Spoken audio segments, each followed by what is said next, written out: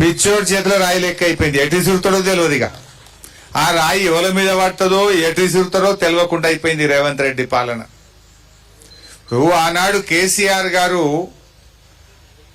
హైదరాబాద్కు దగ్గరగా కాలుష్యం లేకుండా జీరో ఎఫ్లుయెన్స్తో అక్కడ ఫార్మాసిటీ పెట్టడానికి 15,000 ఎకరాల జాగా తయారు చేసి పెట్టిండు.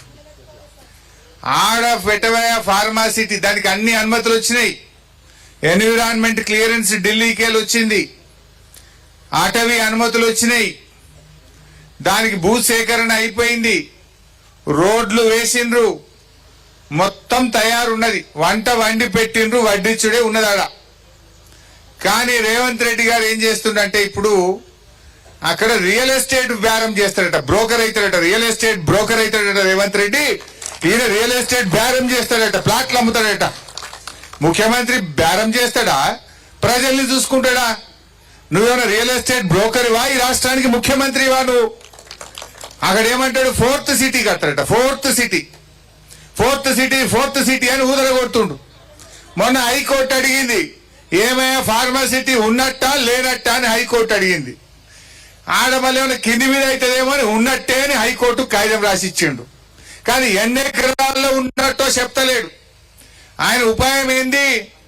ఆడేదో చిన్నగా 3-4 వేల ఎకరాలల్లో ఫార్మాసిటీ పెట్టి మిగతా 10 ఎకరాలల్లో రియల్ ఎస్టేట్ బేరం చేస్తాడట. ప్లాట్లు కొట్టి అమ్ముతాడట. ఆయన మనుషులకు ఆయన అనుయాయులకు ఆ 10,000 ఎకరాలు కట్టబెట్టి ఆ దాన్ని తెచ్చి మన ఊరి మీద ఎత్తుండు. ఇప్పుడు మన నేల్కల్ మండలం మీద ఎత్తుండు. ఆడపై కొడంగల్లో వేస్తున్నాడు. నేను అంటున్నా, ఎందుకు ఈ రైతుల ఉసురు పోసుకుంటున్నావు? నేను ఇప్పుడే పొలాలకు పోయి చూసి వచ్చిన. ఆ లక్ష్మిది ఇంకెవరిదో కొంతమంది పొలాలు చూసిన. శరణమ్మది, లక్ష్మిది, లలితమ్మది పోయాడు. తిరిగి చూసిన. ఎంత మంచి పంట! బంగారముల పుదీనా ఉన్నది. పత్తికైతే ఒక్కొక్క చెట్టుకు 30-40 కాయలు ఉన్నాయి. కంది చూస్తే బ్రహ్మాండంగా కంది పెరిగింది. ఏ పంట చూసినా బంగారములు ఉన్నది. శరణమ్మ మాట్లాడి 2 ఎకరాల భూమి ఉన్నది. ఏడాదికి 2-3 లక్షలు సంపాదిస్తాము అన్నది. ఏడాదికి 2-3 లక్షలు సంపాదించే భూమిని ఈయన కంపెనీలు పెడతారట. ఏమైనా పొరంబోకు భూములు లేవా? పనికిరాని భూములు లేవా? పంట పండని భూములు లేవా?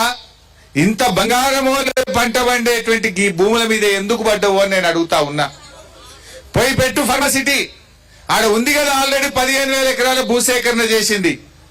ఆ రోజేమో భూములు వాపస్ ఇస్తాను. భూములు వాపస్ అన్నయ్యి లేదు, అనుమతి వచ్చింది. అక్కడనే ఫార్మాసిటీ అన్న పెట్టు. మా వాళ్ళ మీద ఎందుకు పడ్డావు? ఇప్పుడు ఏమైంది? పిచ్చోల చేత రాయి లెక్క రాయి మన మీద పడ్డది. ఆ భూములనేమో రియల్ ఎస్టేట్ బేరం చేస్తారట. మన ఊరు భూములు గుంజుకొని ఇక్కడ కంపెనీలు పెట్టారట. అంటే నిన్ను ముఖ్యమంత్రి చేసింది రియల్ ఎస్టేట్ బేరం చేయడానికా, రైతుల్ని కాపాడడానికా? నువ్వు దేనికోసమైనా ముఖ్యమంత్రిగా ఈ రైతుల ఉసురు పోసుకుంటావు. ఆడ పొదుగాలు వేస్తే మూసీ సుందరీకరణ అని పెట్టిండు. మూసీ సుందరీకరణ అంటుండు. ఆడనేమో ఇల్లు కూలగొట్టే పని పెట్టిండు. ఏదో మూసీని ఉద్ధరిస్తా అని ఆడ ఇల్లు కూలగొట్టే పనేమో మూసీలో పెట్టిండు. ఈడ మన ఊరేమో భూములు కొల్లగొట్టే పని ఈడ పెట్టిండు. ఏందా ఇందిరమ్మ పాలన అంటే? ఇందిరమ్మ పాలన అంటే పేదోళ్ళ ఇండ్లు కూలగొట్టుడు, పేదోళ్ళ భూములు కొల్లగొట్టుడేనా అని నేను అడుగుతా ఉన్నా రేవంత్ రెడ్డిని. ఇదేంది నువ్వు? ఇందిరమ్మ రాజ్యం అంటే ఏంది? ఇందిరమ్మ రాజ్యం ఇందిరమ్మ ఇచ్చిన భూములు నువ్వు కొల్లగొట్టి కంపెనీలకు అమ్ముకుంటావు. ఇందిరమ్మ కాలంలో పేదవాళ్లకు గరీబీ హటావు అన్నది ఇందిరమ్మ. గరీబీ హటావు అంటే ఈయనేమంటుండు? కిసానోంకు హటావు అంటుండు, గరీబోంకు హటావు అంటుండు. इंदिरम्मा गरीबी हटाओ बोले, लेकिन ये रेवंत रेड्डी ने गरीबों को हटाओ बोल रहा, किसानों को हटाओ बोल रहा। ये कैसा सरकार है? ये सरकार हमें जरूरत नहीं है बोल के लोग बोलना शुरू कर रहे। మాకొద్దు ఈ పాలన అంటున్నారు ఇయాల ప్రజలు. ఏమన్నది శరణమ్మ? రైతు బంధు పడ్డదంటే పల్లె ఇంకెక్కడ ఇచ్చిండు అని ఈ అక్క కూడా అన్నది. ఇవాళ ఇక్కడ ప్రజలు 2 నెలల నుంచి అన్నం తింటలేం, అన్నం పైన పట్టలేదు, కళ్ళలో నీళ్లు వస్తున్నాయి, గుండెపోటు వస్తుందేమో అని భయం అవుతుంది, కళ్ళు తెరవాలంటే నిద్ర లేచే వరకు ఏమైతామో అని చెప్పి భయపడుతున్నాము అని అంటున్నారు. ఇవాళ రేవంత్ రెడ్డి ఈడేదో గవర్నమెంట్ భూములు వచ్చి ఉన్నాయని వచ్చినా అంటున్నావు, మరి నువ్వు ఆ రోజు ఏం చెప్పినావు వరంగల్ డిక్లరేషన్ లా? వరంగల్ ఏం చెప్పినప్పుడు ఓట్ల ముంగట మేము వస్తే గవర్నమెంట్ భూములన్నీ పట్టాలు ఇస్తా అన్నాడు. ఇప్పుడు పట్టాలు ఇస్తా అన్నాడు, గుంజుకుంటున్నాడు. ఇప్పుడు అంటే ఓడ దాటేదాకా ఓడమల్లప్ప, ఓడ దాటాక బోడమల్లప్ప. ఎలక్షన్ల ముంగటేమో పట్టాలు ఇస్తా, మీకు కూడా పట్ట భూములు చేస్తా, గవర్నమెంట్ భూములు మీకు అన్ని హక్కులు ఇస్తా అని వరంగల్లో రాహుల్ గాంధీని తెచ్చి డిక్లరేషన్ చేసిండు. మరి ఆడున్నాడు రాహుల్ గాంధీ? రాహుల్ గాంధీ స్పందించుడు. ఆ రోజు నీతోనే చెప్పించిండు గవర్నమెంట్ భూములకు పట్టాలు ఇప్పిస్తా అని. నిన్ను నమ్మి ఓట్లేస్తే పట్టాలిచ్చుడు దేవుడు ఎరుగు, ఉన్న భూమి గుంజుకుంటున్నాడు, ఉన్న గోసి గుంజుకునే కాడికి తెచ్చాడు రేవంత్ రెడ్డి. మరి రేవంత్ రెడ్డికి మొట్టికాయలు వేస్తావా? రేవంత్ రెడ్డికి బుద్ధి చెప్తావా? సర్ది చెప్తావా?